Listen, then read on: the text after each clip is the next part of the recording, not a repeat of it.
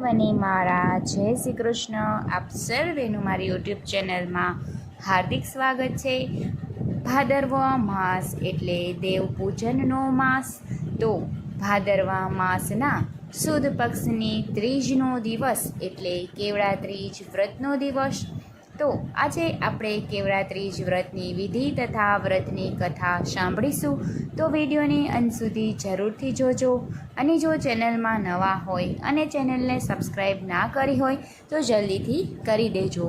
Video પસંદ આવે તો લાઈક અને શેર કરજો.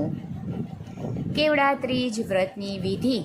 આ વ્રત ભાદરવા માસના સુદ પક્ષની ત્રીજના દિવસે કરવામાં આવે છે. વ્રત કરનાર સ્ત્રીએ નિત્ય ક્રમમાંથી પરવારી ભગવાન શંકરની કેવડાથી પૂજા કરવી.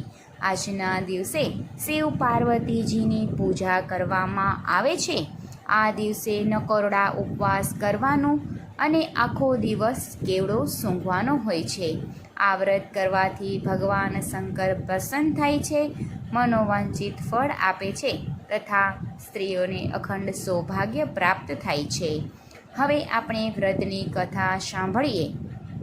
એક વખત કૈલાસ પર્વત પર ભગવાન શંકર અને માતા પાર્વતી સોગઠાબાજી રમવા બેઠા હતા. રમત ખૂબ રસાસી ભરી જામી હતી. ત્યાં જ વચમાં પાર્વતીજીને કંઈક યાદ આવતા ભગવાનને પૂછી બેઠા કે સ્વામી, તમને પામવા માટે કયું વ્રત કર્યું હશે તે મને યાદ નથી. ભોળેનાથે પાસા ફેંકતા કહ્યું કે હા, મને ખ્યાલ છે. એક વખત નારદજીએ તમારા પિતા હિમાલયની મુલાકાત લીધેલી. ત્યારે નારદજીએ તમારા પિતાજી આગળ મારા ખૂબ વખાણ કર્યા હતા. એ વખતે તમે પણ ત્યાં હાજર હતા. તમે પણ મારા વખાણ સાંભળ્યા અને એ વખતે તમે મારી સાથે લગ્ન કરવાનું મનોમન નક્કી કર્યું. નારદજીએ વખાણ મારા કર્યા, પણ તમારા પિતાનો આગ્રહ એવો હતો કે તમારા લગ્ન વિષ્ણુ સાથે થાય. આથી તમે નારદજી પર ખૂબ ગુસ્સે થયા. ભોળાનાથ વધુમાં આગળ જણાવે છે કે ત્યારબાદ તમે તમારી મૂંઝવણ તમારી સહેલીઓને કહી. સહેલીઓએ બધી ચિંતા છોડી વનમાં ફરવા જવાનો તમારી આગળ પ્રસ્તાવ મૂક્યો, જે મને માન્ય રાખ્યો. એ પછી તમે વનમાં ફરવા ગયા. ત્યાં એક જગ્યાએ માટીનો ઢગલો પડ્યો હતો. તમે એ માટીના ઢગલા આગળ આવી અને બેઠા અને રમતા રમતા માટીનું એક શિવલિંગ બનાવી દીધું.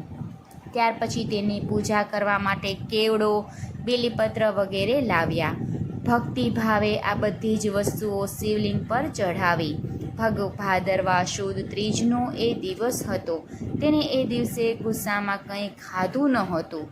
છતાં તમે પ્રસન્ન ચિત્તે ભૂખ્યા પેટે મારી પૂજા કરી. આથી હું તમારા પર પ્રસન્ન થયો અને તમને વરદાન માગવા કહ્યું. ત્યારે તમે નિમ્ન ભાવે ફક્ત એટલું જ માગ્યું કે હે ભોળેનાથ, જો મેં આપને ખરા અંતરથી ભજ્યા હોય અને ખરા હૃદયથી પ્રેમ કર્યો હોય તો આપ મારા સ્વામી બનો. તથાસ્તુ કહી પછી હું અદૃશ્ય થઈ ગયો. ત્યાર પછી તમારા પિતા તમને શોધતા ત્યાં આવી ચડ્યા અને તમને કંઈ પૂછે છે એ પહેલાં જ તમે એમને જણાવી દીધું કે હું તન અને મનથી મારા ભોળા શંભુને વરી ચૂકી છું, માટે હવે હું અન્ય સાથે લગ્ન નહીં કરું. તમે જાણીએ અજાણીએ એ દિવસે મને કેવડાથી પૂજ્યો હતો, એટલા માટે એ વ્રતનો પ્રભાવ તમારા પિતાજી પર પણ પડ્યો અને થોડા જ દિવસમાં તેમને તમારા લગ્ન મારી સાથે કરી દીધા. ભગવાન ભોળેનાથે આગળ કહ્યું કે મારા શિવલિંગ પર હંમેશા બેલીપત્રો જ ચડતા હતા, પરંતુ તમે જ્યારથી મને કેવડો ચડાવવા માંડ્યા ત્યારથી, એટલે કે ભાદરવા સુદ ત્રીજના દિવસે જે કોઈ મને કેવડો ચડાવે એની શ્રદ્ધા ફળશે અને દરેક મનોકામનાઓ પૂર્ણ થશે. હે ભોળેનાથ, તમે જેવા પાર્વતીને ફળ્યા તેવું આ વ્રત કરનાર સૌ કોઈને ફળજો. બોલો શંકર પાર્વતીજીની જય. હર હર મહાદેવ.